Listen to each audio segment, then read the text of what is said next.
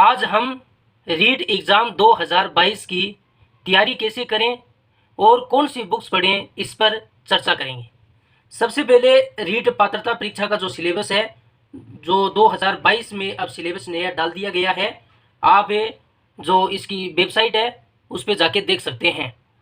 और जो third grade exam का सिलेबस है जो अभी डाला गया है 2022 में, अभी उसको टॉपिक वाइज सिलेबस नहीं आया है, तो 1 महीने के अंदर वो टॉपिक वाइज सिलेबस आ जाएगा।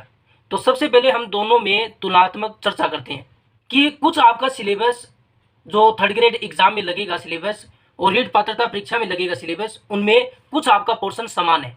तो सबसे पहले आपको रीट पात्रता परीक्षा देनी होगी और बाद में आपको थर्ड ग्रेड का एग्जाम देना होगा। तो सबसे पहले आपको रीट पात्रता परीक्षा की तैयारी करनी होगी और इसे तैयारी करने के लिए आप सबसे पहले वो पोर्शन पढ़ें जो दोनों के अंदर समान है। रीट पात्रता परीक्षा का जो सिलेबस देख लीजिए और थर्ड ग्रेड एग्जाम का सिलेबस देख लीजिए। हमने इन दोनों की जो समानता पर बात की और इसका एक वीडियो भी हमने बनाया है लेवल फर्स्ट और लेवल सेकंड दोनों के लिए। आप वो वीडियो देख सकते हैं कि आप कौन कौन से टॉपिक इनमें समान है। तो सबसे पहले जो आपका पोर्शन समान मिले दोनों के अंदर, वही पोर्शन आप पढ़ें। अब बात करते हैं हम एसएसटी वालों के लिए। सबसे बड़ी बात यह है कि जो थर्ड ग्रेड एग्जाम के अंदर जो ज़्यादा पोर्शन इसमें जोड़ा गया है वो जीके का जोड़ा गया है। तो एसएसटी वालों के लिए यह बहुत ही आसान हो जाता है क्योंकि उनका जो सब्जेक्ट है वो जीके का ही है, तो जीके उनके लिए पढ़ना बहुत आसान हो जाता है। तो मैथ और साइंस स्टूडेंट के लिए जीके पढ़ना थोड़ा कठिन होता है क्योंकि रीट पात्रता परीक्षा में उनका सिलेबस जीके का नहीं है। तो सबसे पहले उन्हें रीट पात्रता परीक्षा की तैयारी करनी होगी, तो उसमें वो जीके को नहीं पढ़ पाएंगे। तो आपको पात्रता परीक्षा आप कंप्लीट कर लेते हैं, उसे क्वालिफाई कर लेते हैं, तो उसके बाद आप जीके पढ़ सकते हैं। लेकिन आपने अगर पीछे पेपर दिया है और आपको लगता है कि हम रीट पात्रता परीक्षा के मिनिमम जो नंबर है वो ला सकते हैं आसानी से, तो आप जीके की तैयारी अभी से शुरू कर सकते हैं।